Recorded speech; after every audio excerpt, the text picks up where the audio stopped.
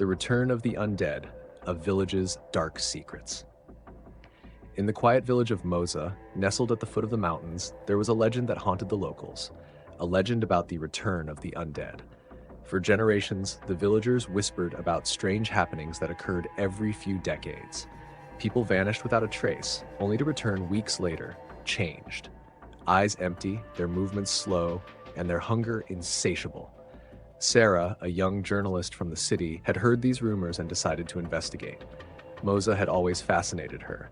Its mysterious history and remote location made it the perfect subject for her next story. Armed with her camera and notebook, she arrived in the village, eager to uncover the truth. The village appeared calm on the surface, with its cobblestone streets and charming old-world houses.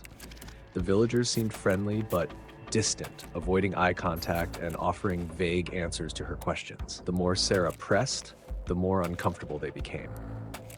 "Best leave the past where it belongs," an old woman warned her, clutching a silver cross tightly. Determined to dig deeper, Sarah visited the local library, where she uncovered a collection of old documents detailing the village's history. There were mentions of a plague that struck Moza 2 centuries ago, wiping out nearly all the population.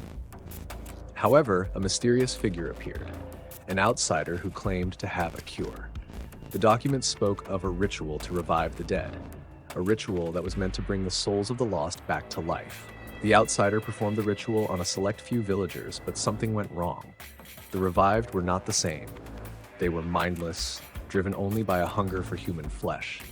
The villagers, terrified, sealed the cemetery and made an unspoken pact to never speak of it again.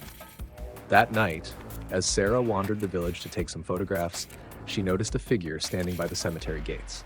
It was a man, hunched and disheveled, staring blankly into the distance. His skin was pale and his clothes were torn.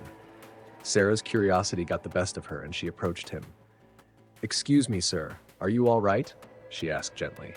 The man turned slowly, his face expressionless. His eyes were clouded and a low growl escaped his throat.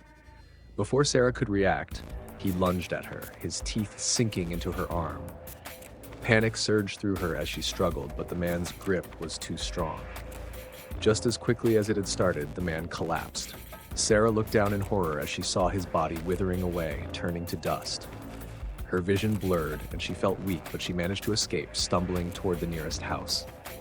Inside, an elderly man sat by the fire. "You've seen it now, haven't you?" he asked solemnly. "The curse is real.